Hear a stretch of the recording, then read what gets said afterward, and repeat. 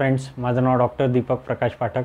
I am practicing as consulting physician in Pune Dhayari area since 12 years. आज आपण diabetic risk प्रोफायलर या मशीनबद्दलची थोडीशी माहिती घेणार आहोत. या मशीनमध्ये cardiopulmonary analysis, vibration analysis, peripheral neuropathy analysis, autonomic nervous system analysis, cardiovascular analysis अशा गोष्टी नॉन इन्व्हेजिव्ह मेथडनी चेक केले जातात.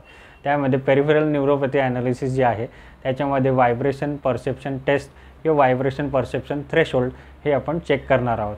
यामध्ये ही जी प्रोसिजर आहे ही नॉन इन्व्हेजिव्ह प्रोसिजर आहे. प्री डायबिटिक, डायबिटिक पेशंट्स और non diabetic patient, healthy patients ही त्यांच्या हेल्थसाठी चेक करून घेतली जाते. या टेस्टमध्ये नेमकं काय करायचं आहे किंवा कुठल्या प्रकारचं टेस्ट केली जाते ही आपण तुम्हाला यामध्ये माहिती सांगणार आहोत. यामध्ये हे एक बायोथेसोमीटर आहे. याच्यामधून एक स्पेसिफिक व्हायब्रेशन्स आपण फुटनोटला स्पेसिफिक पॉईंट्सला प्रेस करत असतो. प्रत्येक वेळेस वेगवेगळे व्हायब्रेशन्स दिले जातात. प्रत्येक पॉईंटला वेगळे व्हायब्रेशन्स असतात आणि प्रत्येक पॉईंटनुसार ते कॅल्क्युलेशन केलं जातं. आणि ही जी काही टेस्ट आहे या टेस्टमध्ये रीडिंग्स जी असतात ते नॉर्मल, माइल्ड, मॉडरेट आणि सिव्हिअर.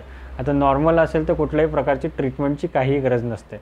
माइल्ड टू मॉडरेट और एनी सिव्हिअर जी काही फाइंडिंग्स असतात ते जी काही असतात त्यामध्ये पेशंट्स जे असतात म्हणजे प्री डायबिटिक असू दे किंवा डायबिटिक पेशंट्स असू दे त्यांच्यामध्ये डायबिटिक फूट अल्सर्स असे डेव्हलप होण्याचे चान्सेस असतात. किंवा जे म्हणतो की आपण त्यांची नर्व कंडक्शन्स किंवा नर्वची जी डॅमेज झालेली असते, जी कंडक्टिंग कॅपॅसिटी असते ती कमी झालेली असते, ती वाढवण्यासाठी आपल्याला प्रयत्न करता येते. आता युजली डायबिटिक अल्सर होतो तेव्हा तो नर्व कंडक्शन फुल डॅमेज झालेला असतो, त्याची रिकव्हरी खूप अवघड असते. त्यासाठी अर्ली डिटेक्शन करून आपण त्याच्यामधनं डायबिटिक फूट अल्सर्स किंवा डायबिटिक न्यूरोपॅथी हे जी काही 2 कंडिशन्स आहे याच्यामध्ये आपण त्यांना जी काही मदत आहे ती करू शकतो. ट्रीटमेंट इन अर्ली डिटेक्शन करून ट्रीटमेंट देता येते.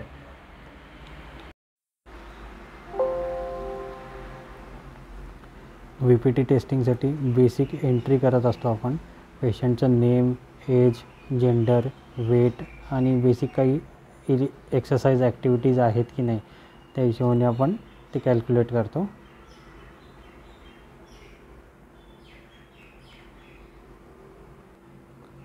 यामध्ये बेसिक एंट्री झाल्यानंतर पुढे आपण टेस्टिंगसाठी फॉरवर्ड करत असतो. यात काही बेसिक मेडिसिन्स आणि काही त्याची ॲक्टिव्हिटीज किंवा एक्सरसाइज आहे का त्याबद्दल पण एंट्री करावी लागते.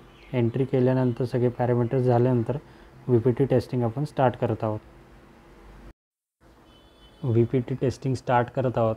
राईट आणि लेफ्ट पायाचे दोन्ही वेगवेगळे पॉईंट डिस्प्ले केले जातात. मग त्याच्यानुसार प्रेशर नोट येतो. मग रिपोर्ट जनरेट होतो. रिपोर्टच्यानुसार ॲबनॉर्मॅलिटीज आपल्याला डिटेक्ट होतात, माइल्ड, मॉडरेट आणि सिव्हिअर. त्यानुसार आपल्याला ट्रीटमेंट गाईडलाईन्स ठरवावे लागतात. VPT टेस्टिंग करत आहेत. वेगवेगळ्या पॉईंट्सला बायोथिसोमीटर लावून मग प्रेशर्स दिले जातात.